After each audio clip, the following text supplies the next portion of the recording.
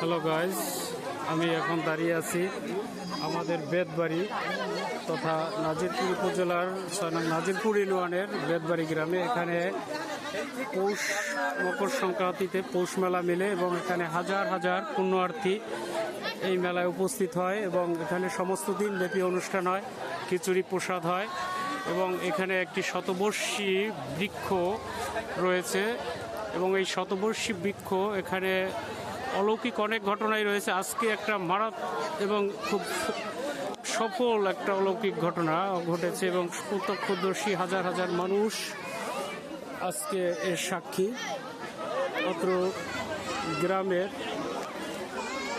গ্রামের একটি ছেলে অল্প বয়সী 30+ বয়স, সে 3-4 মাস ধরে অসুস্থ এবং প্যারালাইজড এবং এখানে পূজা অর্চনা করে, কিন্তু হঠাৎ সে প্যারালাইজড হয়ে যায়, কথাবার্তা বলতে পারে না। কিন্তু আজকে ঠাকুরের কৃপায় আমিও এখানে উপস্থিত হয়েছি, তখনই কিছুক্ষণ আগে সেই উজ্জ্বল ছেলেটি সম্পূর্ণ সুস্থ হয়ে যায় এবং সে কথা বলতে পারে এবং সত্যি সত্যি সে তার আমি আবার একটু দেখাচ্ছি, তার দেখা যাচ্ছে সেই উজ্জ্বল এবং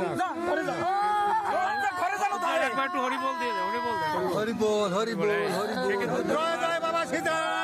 বলতে পারে নাই, কিন্তু সে আজকে ঠাকুরের আশীর্বাদে সেই উজ্জ্বল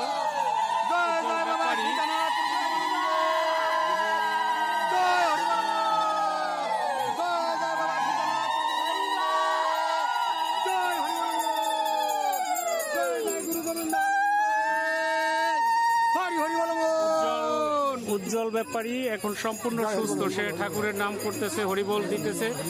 সে কিন্তু এখন থেকে 15 মিনিট আগেও সে কিন্তু কথা বলতে পারে নাই এবং তার মা বাবা খুব অসহায়ভাবে ঠাকুরের কাছে সমর্পণ করেছে এবং আজকে এই অলৌকিক ঘটনাটি ঘটেছে যে উজ্জ্বল ব্যাপারী এখন সবার সাথে কথা বলে, ঠাকুরের নাম লয়, নাম কীর্তন করে এবং এখানে সমস্ত দিন ব্যাপী আজকে নাম কীর্তন হয়েছে এবং গান হয়েছে আমাদের এই বেতবাড়ি। এখানে কথিত আছে যে এখানে কোনো মানুষ যদি সে মানত করে এবং সে কখনো বিফলে যায় না, ঠাকুর তার সেই পুণ্যার্থীর বা সেই শিষ্যের বা সেই ভক্তের সব কিছু পূর্ণ হয়। আমি নিজেও কিন্তু একটা মানত নিয়ে এখানে আসছি এবং করেছি এবং এটা আমি দিয়েছিও এবং আমি এখন এখানে আপনাদের সবার সামনে দেখাচ্ছি সেই উজ্জ্বল ব্যাপারীকে। অত্যন্ত একটা অলৌকিক ঘটনা ঘটে গেছে, আসলে চমৎকার, খুব ভালো লাগতেছে আজকের এই দিনটা। অনেক সুন্দর একটা দিন, অনেক সুন্দর। ঠাকুরের আশীর্বাদ আসলে ঠাকুরের কাছে সমর্পণ করলে ঠাকুরের আশীর্বাদ অবশ্যই পাওয়া যায়। আপনারা দেখেন এখন শেষ প্রান্তে, শেষ বিকেল, শেষ লগ্ন, তারপরও কিন্তু হাজার হাজার লোকের সমাগম রয়েছে।